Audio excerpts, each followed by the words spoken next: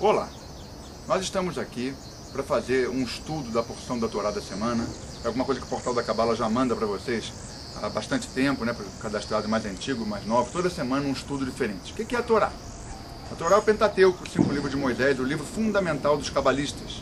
Não só dos cabalistas, como de diversas religiões e caminhos espirituais ao redor do mundo. Mas a Torá, ela é um livro totalmente sagrado desde que você conheça os códigos dela. Caso contrário, vira um livro de historinhas, e muitas vezes historinhas que não fazem tanto sentido. Então, a cada semana, como cabalista, nós pegamos esse código, essa porção de luz que tem na Torá, para realmente entender o que tem ali. O que a gente pode aproveitar na nossa vida essa semana, para que a vida não passe direto, sem um aprimoramento, uma coisa realmente que possa ser assimilada. Então, nessa semana especial, nós temos uma paraxá que está em tona o personagem de José. Porque primeiro apareceu Abraão, depois o filho dele, Isaac, questão do sacrifício, também toda codificada, depois Jacó, toda a saga de Jacó muito interessante, e o Jacó teve 12 filhos. Um deles é José. E a vida de José, com certeza, desses 4 é que tem maior de provações. Porque ele era um interpretador de sonhos, era uma pessoa realmente muito especial, andava muito bem por esse terreno, né, dos sonhos, da sexualidade. Você vai entender por quê. Então José tem um sonho, né, foi há 2 semanas atrás, ele teve um sonho, e revelou para os irmãos que os irmãos se prostrariam diante dele, que ele seria o líder desses 12. Os irmãos, com muita raiva dele, ficaram com ciúme, com inveja, e o venderam como escravo. E ele foi jogado num poço primeiro. Quando ele foi lá para o Egito como escravo, a mulher do senhorio dele também tentou seduzi-lo sexualmente. Ele não aceitou, porque ele era uma pessoa, acima de tudo, com a determinação e propósito. Ele não podia fazer isso com o senhorio dele. Naquele momento, ele resistiu. Mesmo assim, foi preso injustamente, acusado de um assédio que não teria cometido. Ficou mais de 10 anos na prisão. E aí o faraó o chamou, ele revelou um sonho de 7 vacas gordas com 7 vacas magras, né? Quer dizer, a questão de fartura depois com privação. E daí ele virou o grande governante do Egito. Então, nessa porção dessa semana, é uma porção interessante porque ele já está como governante, ajudando todo mundo com uma fome muito grande, e o Egito fornecendo comidas que foram guardadas durante 7 anos. Né? Então, o primeiro ensinamento fundamental dessa porção dessa semana tem a ver com o próprio momento do mundo que a gente está vivendo. Hoje se fala de uma grande crise econômica. Todo mundo está ouvindo falar nisso. Uma crise talvez sem precedentes aí na história. Com todo mundo balançando. Mas, na verdade, José teria sido o primeiro grande administrador da história. E vamos pensar bem, aquilo que ele aplicou naquela época seria tranquilamente aplicável hoje e talvez não acontecesse a mesma crise se tivesse sido utilizada essa técnica de José. O que se fez? Durante os 7 anos de vacas gordas, José acumulou provisões, guardou. Nas 7 anos de vacas magras foram utilizadas aquelas provisões para que se pudesse resistir aos tempos difíceis. O mundo nosso viveu sob uma prosperidade econômica imensa, todo esse começo do século XXI. Crescimento de empresas, crescimento das economias, do próprio Brasil. E será que pensaram em guardar, em esperar? Não, é só crescer, crescer, crescer. Evidentemente, agora que precisava segurar um pouquinho, ter um estoque, empresas quebrando, que não guardaram no momento. Isso vale para a pessoa física, para a pessoa jurídica. Esse é um primeiro ensinamento. Mas o ensinamento fundamental dessa porção da semana fala de uma coisa além disso. Uma coisa muito importante. Que é o momento quando os irmãos vão lá pegar provisões com José e eles não reconhecem José ainda. Eles acham que José sumiu, né? Não vem há muitos e muitos anos, mas José os reconhece. Em algum momento ele faz alguns testes com os irmãos até que ele revela: eu sou José, irmão de vocês. Eles começam a chorar, primeiro com medo que José não ia perdoá-los, né? Depois venderam como escravo. Mas nada, José abraça eles todos e os perdoa.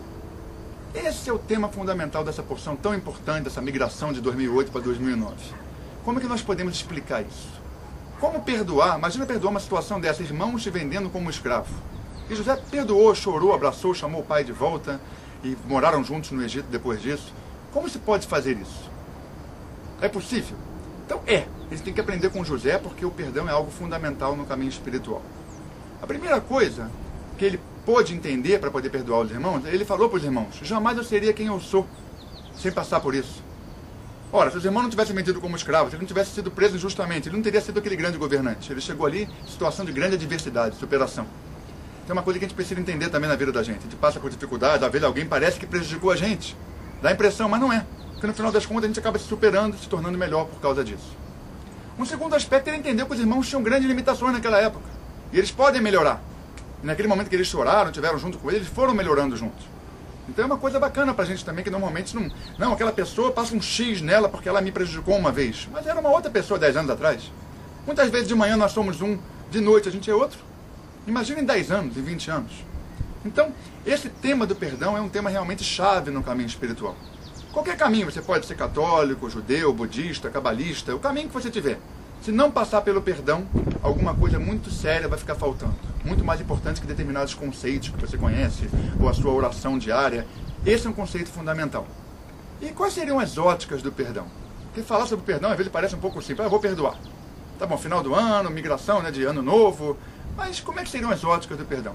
Então, um primeiro assunto fundamental é o perdão ao próximo.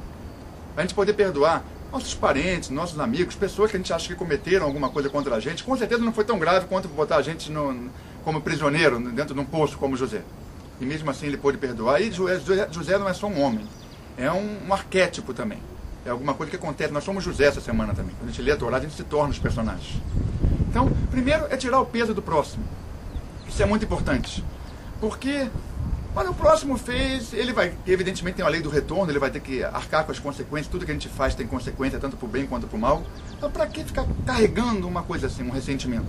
Isso é uma coisa que carrega um peso maior na gente, a gente não vai a lugar nenhum. Não consegue realmente alcançar os lugares que a gente procura tanto, uma vida mais plena, mais feliz. Depois tem a ótica do perdão de perdoar a si mesmo. Afinal de contas, todos nós cometemos falhas no passado, plantamos sementes erradas em algum momento, mas não adianta ficar carregando isso com culpa. O que a gente pode fazer é corrigir novas e construtivas ações, compartilhar, fazer bem as pessoas, evoluir a consciência, não levar uma vida puramente material, puramente de cascas. Quando a gente faz isso, a gente se transforma. Porque a gente pode perdoar o próximo, perdoar a gente, lembrando, né, que na verdade todos nós estamos juntos nesse barco, de transformar a vida em uma oportunidade mesmo de excelência, alguma coisa especial, que não seja simplesmente um nascer, crescer e morrer. Transformar realmente em algo saboroso, em algo produtivo que vale a pena. Não é por acaso que o dia mais importante de todo o calendário cabalístico é o Yom Kippur. É o quê? O dia do perdão. É um dia que são 25 horas que nós não comemos nada e não bebemos uma gota de água. Por quê? Para fazer uma grande reflexão sobre essa questão dos ressentimentos, essas coisas que separam a gente do outro e que guardam pesos mesmo, como se a gente ficasse acorrentado. Essa é a pior das prisões. Então, a porção dessa semana tem uma frase muito interessante que, na hora que eles estão com medo de José, daquele reencontro, o que ele vai reagir? Ele fala: sou irmão de vocês. Essa é uma frase interessante para essa semana. Porque nós somos os irmãos uns dos outros, seja de família, de sangue ou não. No final das contas, nós estamos juntos, nesse mesmo momento, no planeta Terra, querendo evoluir a consciência, querendo ser felizes. Bom, eu vou encerrar essa pequena conexão da semana, pequena aula, desejando a todos um feliz 2009, que a gente possa prosseguir no nosso caminho, cada um com a sua religião, cada um com o seu caminho escolhido, mas numa mesma ideia de compartilhar, de fazer o bem, de evoluir a consciência, de conhecer mais do sabor da existência. Tudo de bom para vocês. Obrigado.